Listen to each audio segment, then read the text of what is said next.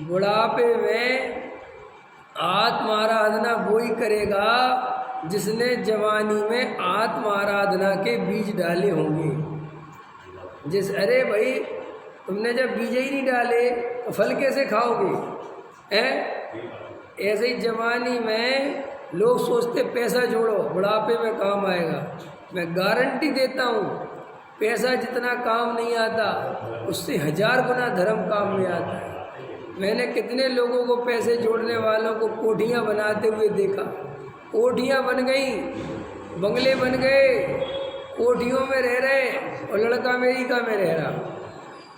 अब लड़का अमेरिका में रह रहा, अब उसे कोई मतलब नहीं। अब वो कोठी में रहने वाला आदमी अकेला डरा हुआ, अब किससे टाइम पास कर रहा है? चौकीदार से। और फिर एक दिन कोई चौकीदार मर्डर करके भाग गया। तो ये रुपया पैसा आदमी के दिमाग में भर गया है कि बहुत काम आता है। ऐसा नहीं है, आपकी एक समय सीमा है इसके काम आने की। वो समय सीमा पार करते ही रुपया पैसा 2 कौड़ी का हो जाता है।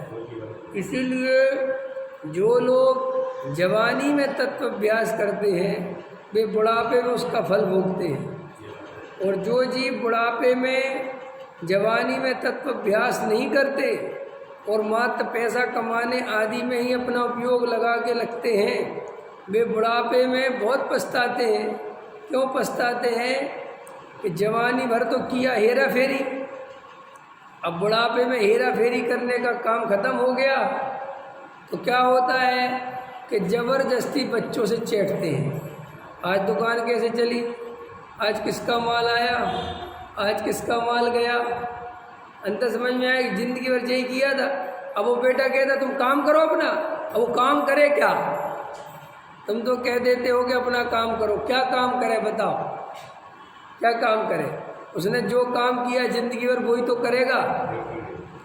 एक गांव में एक चोर रहता था और सबको पता था ये चोर है। तो एक बार गांव में एक गुरु महाराज, साधु महाराज आए और रहे, तो वो उन साधु महाराज का भक्त हो गया।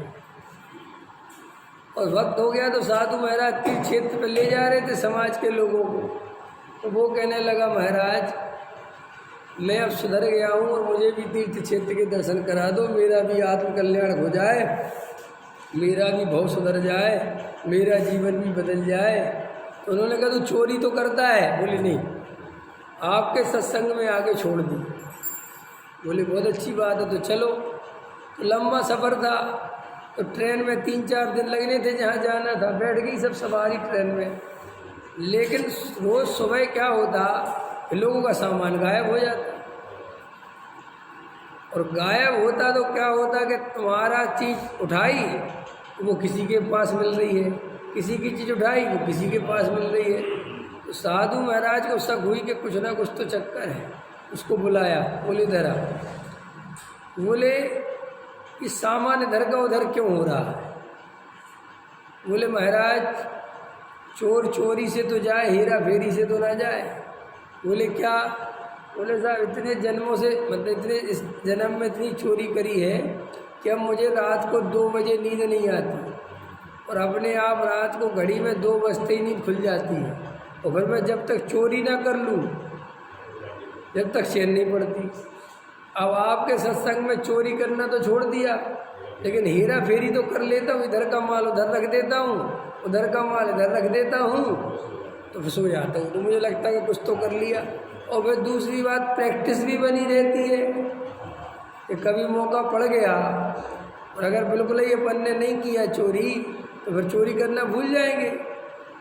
तो ऐसे ही जगत के जीव जो इस पर्याय संबंधी सीखते हैं और इसी में लगे रहते हैं, तो बुढ़ापे में ये मत सोचना कभी भी, लोगों को ये भ्रम बना हुआ है कि अभी तो हम पैसा कमाओ, मकान दुकान, बच्चे इनको बड़ा करो, पढ़ाओ लिखाओ, उसके बाद जब हम बुढ़ापे में आ जाएंगे तो हम निवृत्ति ले लेंगे और बहुत आत्म आराधना करेंगे। लोग ऐसी प्लानिंग करके बैठे रहते हैं, लेकिन ये प्लानिंग बिल्कुल महा झूठ है। ये तुम्हारे मन की चोरी है, ये मन है, ये मन ये मन तुम्हें ऐसी प्लानिंग करके देता है कि तुम खुश हो जाते हो।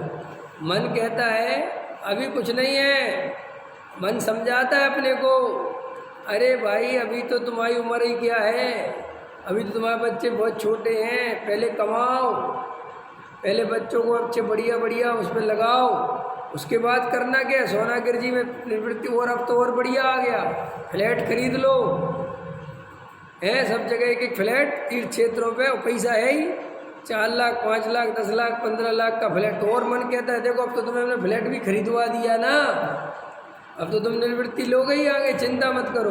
तो सेठ जी बड़े प्रसन्न हो जाते हैं कि अपन ने तो सोनागिर में हस्तिनापुर में फ्लैट ले लिया, और मैंने कितनों के फ्लैटों पे ताले लगे देखे जंग खा रहे हैं कि क्यों, ये तो निवृत्ति के लिए थे, कोई आता नहीं।